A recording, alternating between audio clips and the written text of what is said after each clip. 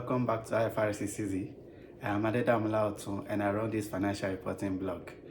If you are new here, you are welcome. I created this relocation playlist to share with you my experience in getting a job in Canada from Nigeria. And I told you to put in some questions and then I'll make videos to answer them. So this video is in response to some of the questions that you've asked. So today I'll be talking about how to apply to Canada jobs via email using your cover letter and your CV because I had some questions that came in with respect to that. So I previously discussed how to search for Canada jobs, especially using the Canada Job Bank. And some of the questions I got was that how do we apply? Because there are some jobs that require you to probably send a mail to the recruiter, and then there are times when you have to either include your CV and also include your cover letter, or there are times where you even need to as you are sending the mail, you need to actually put in something like a cover letter as the body of the mail to talk about your experience and what you stand to offer. So basically what I want to do is to just talk you through how to go about that. But before we continue, I want to quickly put this out there that I'm not a travel consultant. So if you have any questions, just drop them in the chat box. I will try as much as possible to be able to answer them based on my own experience. So I've been getting questions about help me write my CV, help me review my CV. I don't know what to put into my CV. So what you can do is, if you go to, because we really underestimate Google, so what you can do is go to Google and type in your role or your job role. Just type it in and put sample CV. By the time you do that, you most likely will see a list of sample CVs that you can use as a guide while editing the Word document that I shared in some of my last videos. So you can do that as well, and it will serve as a guide in you developing yours. Okay, so basically we'll just be talking about how to apply to Canada jobs via email using your cover letter and your CV. So let's get started. So I already included a sample template in the description box. So you can just go into the description box and download them because it will help you in developing yours. So you've searched through the job bank or wherever platform that you've searched and you've seen the job you want to apply to. But the method of applying is that you send a mail to the recruiter. So basically what you want to do is you want to take note of these things because they are very, very important, and there are some of those things that people do that may not be correct or that they don't do.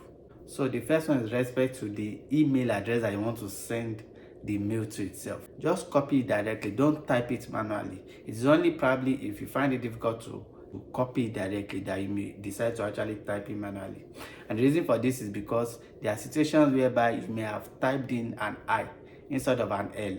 So that there won't be an issue where you send a mail and then you're expecting feedback and then the mail that you sent is not correct. So sometimes you may as well just copy it instead of typing it manually. Then another point is that when you are sending a mail to a recruiter, always include subject.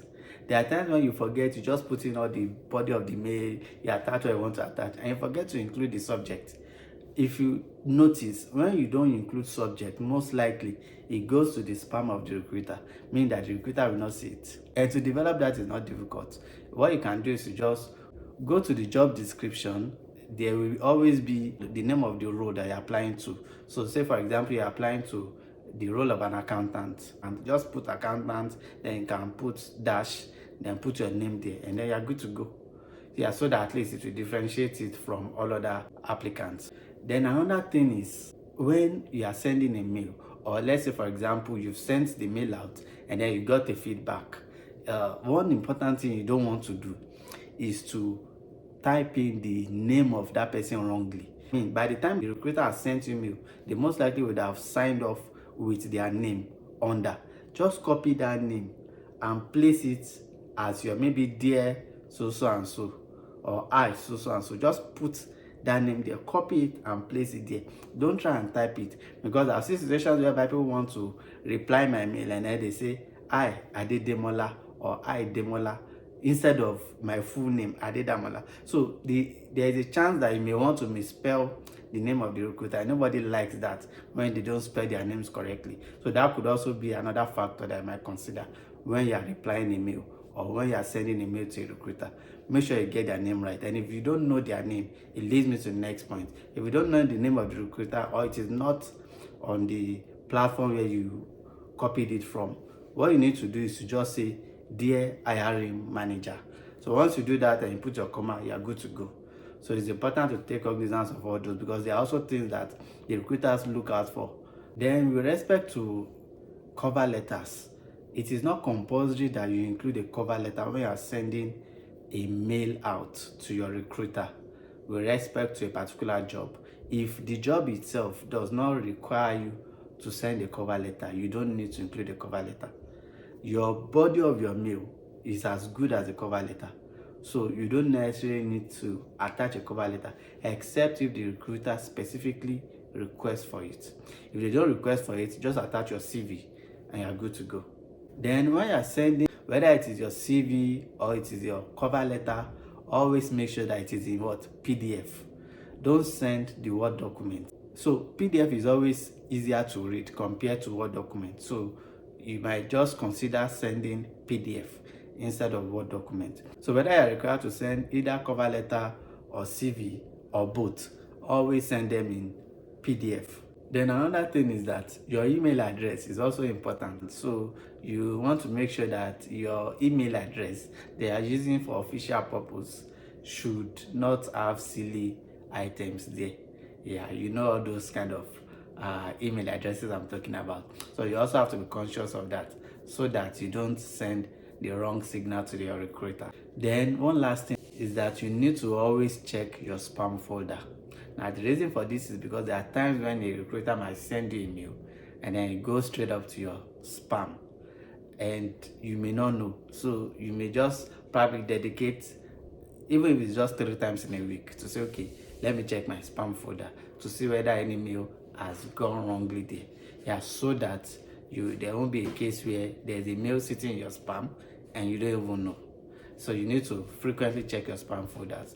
And if you see that this mail is not looking like something coming from a recruiter that I've sent a mail to, just delete them. Yeah. But the major thing is always check your spam folder. Now, another aspect is if it is not requested. So if it is not requested, you don't want to just include your CV and then just send me. Even if it is requested, you need to also put something as body of the mail.